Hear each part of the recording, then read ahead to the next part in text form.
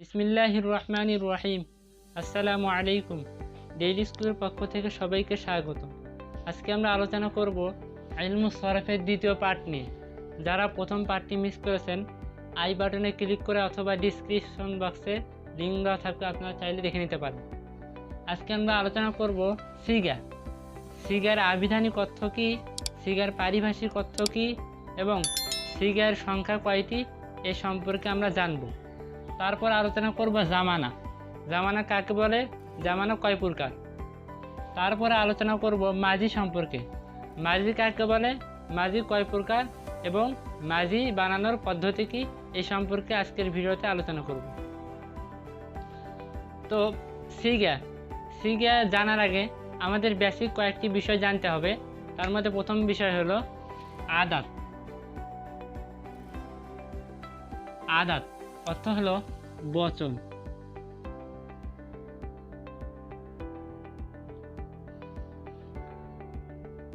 আমরা জানি বাংলায় বচন তিন প্রকার, এক বচন, দ্বিবচন, বহু বচন। তেমনিভাবে আরবিতেও বচন তিন প্রকার। এক নাম্বার ওয়াহিদ। ওয়াহিদ অর্থ হলো এক বচন।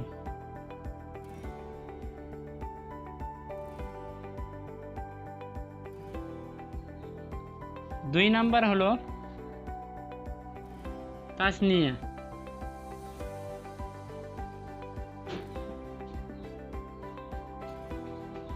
অর্থ হলো দ্বিবচন।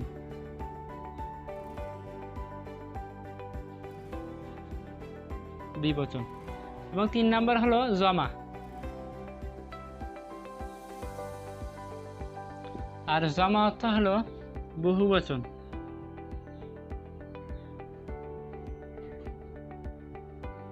বহুবচন। এখন আমরা জানবো ওয়াহিদ কাকে বলে। যে ফেলের সম্পাদনকারী একজন হয় তাকে ওয়াহিদ বলা হয়। যেমন জরাবা, সে একজন পুরুষ মারলো। তারপর জানবো তাসনিয়া। যে ফেলের সম্পাদনকারী দুইজন হয় তাকে তাসনিয়া বলা হয়। যেমন জরাবা, তারা দুইজন পুরুষ মারলো। তারপরে জমা। জমা কাকে বলে, যে ফেলের সম্পাদনকারী দুইয়ের অধিক হয় তাকেই জমা বলা হয়। যেমন জরাবু, তারা দুইয়ের অধিক পুরুষ মারলো। এখন আমরা জানবো শখস সম্পর্কে। শখস অর্থ হলো পুরুষ। তো শখস পুরুষ আমরা বাংলায় পড়েছি পুরুষ তিন প্রকার। এক নাম্বার হলো নাম পুরুষ, দুই নাম্বার মধ্যম পুরুষ, তিন নাম্বার হলো উত্তম পুরুষ। তেমনিভাবে আরবিতেও পুরুষ তিন প্রকার। এক নাম্বার হলো গায়েব, অর্থ হলো নাম পুরুষ। এবং দুই নাম্বার হলো হাজের, অর্থ হলো মধ্যম পুরুষ। আর তিন নাম্বার হলো মুতাকাল্লিম। তিন নাম্বার হলো মুতাকাল্লিম, অর্থ হলো উত্তম পুরুষ। এখন আমরা জানবো গায়েব সম্পর্কে।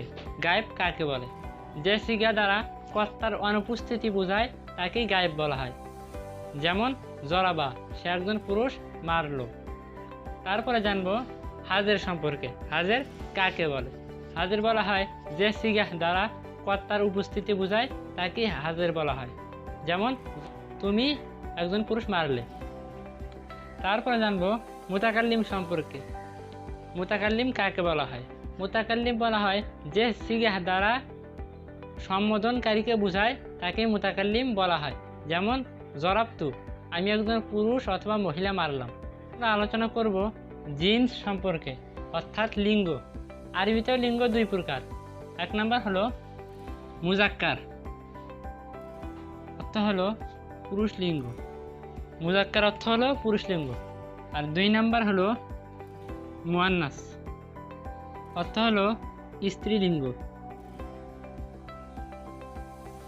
এখন আমরা জানবো মুজাক্কার কাকে বলে। মুজাক্কার বলা হয় যে ফেল বা ক্রিয়া পুরুষ কর্তৃক সম্পাদিত হয় তাকে মুজাক্কার বলা হয়। যেমন জরাবা, সে একজন পুরুষ মারলো। তারপর জানবো মুয়ান্নাস। মুয়ান্নাস বলা হয় যে ফেল বা ক্রিয়া মহিলা কর্তৃক সম্পাদিত হয় তাকে মুয়ান্নাস বলা হয়। যেমন জরাবাত, সে একজন মহিলা মারলো। এখন আমরা চলে আসি সিগাতে। সিগার আবিধানিক অর্থ তিনটি। এক নাম্বার আকৃতি, দুই নাম্বার রূপ, তিন নাম্বার গঠন। পরিভাষায় শব্দের বিভিন্ন রূপকে সিগা বলা হয়। এখন আমরা যে বেসিক বিষয়গুলো জানলাম সেই অনুযায়ী সিগা 14টি। তো কি কি চলুন আমরা লিখে দেখাই। ওয়াহেদ মুজাক্কার গায়েব, তাসনিয়া মুজাক্কার গায়েব, জমা মুজাক্কার গায়েব, ওয়াহেদ মুয়ান্নাস গায়েব, তাসনিয়া মুয়ান্নাস গায়েব, জমা মুয়ান্নাস গায়েব, ওয়াহেদ মুজাক্কার হাজির, তাসনিয়া মুজাক্কার হাজির, জমা মুজাক্কার হাজির।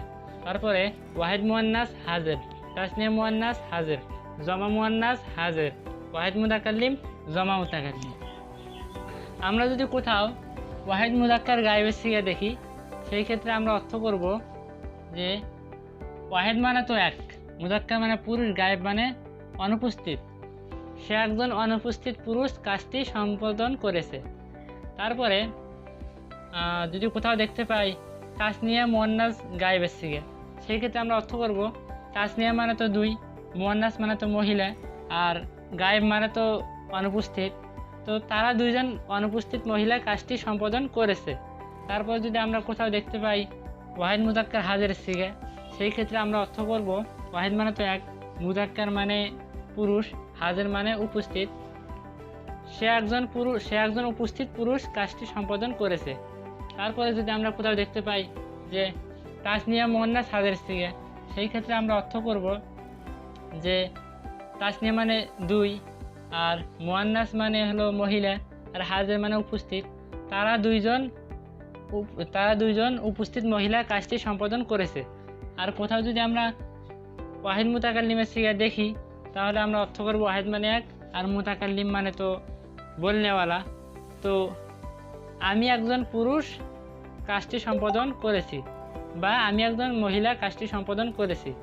আর যদি কোথাও আমরা দেখতে পাই জমা মুতাকাল্লিম, সেই ক্ষেত্রে আমরা অর্থ করব জমা মানে তো বহুবচন, আর মুতাকাল্লিম মানে বলনেওয়ালা, আর জমা তাহলে দুইয়ের অধিক পুরুষ অথবা দুইয়ের অধিক মহিলা কাজটি সম্পাদন করেছে। এখন আমরা আলোচনা করব মাজি নিয়ে। মাজি কাকে বলে? মাজি বলা হয় অতীত জামানায় কোনো কাজ সংগঠিত করা বা হওয়াকেই মাজি বলা হয়। মাজি কয় প্রকার? মাজি 6 প্রকার। 1 নাম্বার মাজি মতলক, 2 নাম্বার মাজি করিব, 3 নাম্বার মাজি বই, 4 নাম্বার মাজি ইস্তেমরারি, 5 নাম্বার মাজি ইহতেমালি, 6 নাম্বার মাজি তামান্নাই। মাজি মতলকের গঠন প্রণালী। আরবি মাজদার থেকে আলিফ ও লাম ফেলে দিতে হবে। ফা কালেমায় জবর, আইন কালেমায় বাব অনুযায়ী হরকত এবং লাম কালেমায় জবর দিতে হবে, তাহলে মাজি মতলকের সিগা তৈরি হয়ে যাবে। এখন আমরা জানব মাজি মতলকের সিগার অর্থ। আমরা মাজি মতলকের অর্থ দেখি। ফাআলা, সে একজন পুরুষ করেছে। ফাআলা, তারা দুইজন পুরুষ করেছে। ফাআলু, তারা দুইয়ের অধিক পুরুষ করেছে। ফাআলাত, সে একজন মহিলা করেছে। ফাআলাতা, তারা দুইজন মহিলা করেছে। ফাআলনা, তারা দুইয়ের অধিক মহিলা করেছে। এখন গায়েবেরটা শেষ হলো। এখন আমরা শুরু করব হাজের। ফাআলতা, তুমি একজন পুরুষ করেছ। ফাআলতুমা, তোমরা দুইজন পুরুষ করেছ। ফাআলতুমা, তোমরা দুইজন পুরুষ করেছ। ফাআলতুম, তোমরা দুইয়ের অধিক পুরুষ করেছ। ফাআলতি, তুমি একজন মহিলা করেছ। ফাআলতুমা, তোমরা দুইজন মহিলা করেছ। ফাআলতুন্না, তোমরা দুইয়ের অধিক মহিলা করেছ।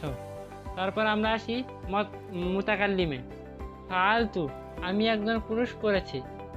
এখানে ইহাও বলা যায় অথবা আমি একজন মহিলা করেছি। ফাআলনা, আমরা দুইয়ের অধিক পুরুষ করেছি, অথবা ইহাও বলা যায় আমরা দুইয়ের অধিক মহিলা করেছি। এখন আমরা আলোচনা করব মাজি করিব নিয়ে। মাজি করিবের গঠন প্রণালী। মাজি মতলকের শুরুতে পদে বৃদ্ধি করতে হবে, তাহলেই মাজি করিবের সিগা তৈরি হয়ে যাবে।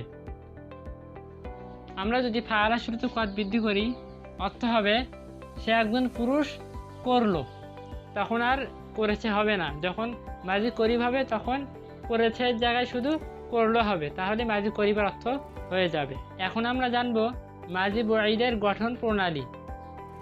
মাজি মতলকের শুরুতে শুধু কানা বৃদ্ধি করলেই মাজি বঈদের সিগা তৈরি হয়ে যাবে। যেমন কানা ফাআলা, অর্থ হবে সে একজন পুরুষ করিয়াছিল, সে একজন পুরুষ করিয়াছিল। শুধু করেছে জায়গায় করিয়াছিল দিলেই মাজি বঈদের অর্থ তৈরি হয়ে যাবে। এখন আমরা জানবো মাজি ইস্তেমরারি।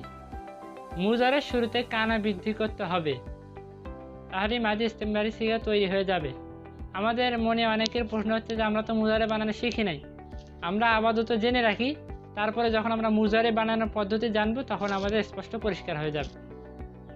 তো যেমন কানা ইয়াফআলু, সে একজন পুরুষ করতেছিল, শুধু করেছে জায়গায় করতেছিল দিলেই মাজি ইস্তেমরারির 14 সিগার অর্থ তৈরি হয়ে যাবে। এখন আমরা আলোচনা করব মাজি ইহতেমালি সম্পর্কে। মাজি ইহতেমালির গঠন প্রণালী। মাজি মতলবের শুরুতে লাআল্লামা বৃদ্ধি করলেই মাজি ইহতেমালি সিগা তৈরি হয়ে যাবে। যেমন লাআল্লামা ফাআলা, তখন অর্থ হবে সম্ভবত সে একজন পুরুষ করিয়াছে বা করেছে, সম্ভবত সে একজন পুরুষ করেছে। শুধু মাজি মতলবের অর্থ শুরুতে সম্ভবত যোগ করলেই মাজি ইহতেমালির অর্থ তৈরি হয়ে যাবে। এখন আমরা জানবো তামান্নাই সম্পর্কে। তামান্নাইয়ের গঠন প্রণালী। মাজি মতলবের শুরুতে লাই তামা বৃদ্ধি করতে হবে, তাহলেই মাজি তামান্নাই সিগা তৈরি হয়ে যাবে। যেমন লাই তামা ফাআলা, যদি সে একজন পুরুষ করত। শুধু মাজি মতলবের অর্থ শুরুতে যদি বসাইতে হবে এবং করেছে জায়গায় করতে দিতে হবে, তাহলেই মাজি তামান্নাই সিগার অর্থ তৈরি হয়ে যাবে। যেমন যদি সে একজন পুরুষ করত, যদি তারা দুজন পুরুষ করত, যদি তারা দুইয়ের অধিক পুরুষ করত, এভাবেই সকল সিগার অর্থ তৈরি হয়ে যাবে। আজকের ভিডিও এই পর্যন্তই। ভালো লাগলে একটি লাইক দিবেন, বন্ধুদের সাথে শেয়ার করবেন এবং চ্যানেলটি সাবস্ক্রাইব করবেন। এই ভিডিও সম্পর্কে কোনো মতামত বা প্রশ্ন থাকলে কমেন্ট বক্সে জানাতে পারেন, আমি যথাসাধ্য উত্তর দেওয়ার চেষ্টা করব ইনশাআল্লাহ। ভালো থাকবেন, সুস্থ থাকবেন এই প্রত্যাশা বিদায় নিচ্ছি। আসসালামু আলাইকুম ওয়া রাহমাতুল্লাহি ওয়া বারাকাতুহু।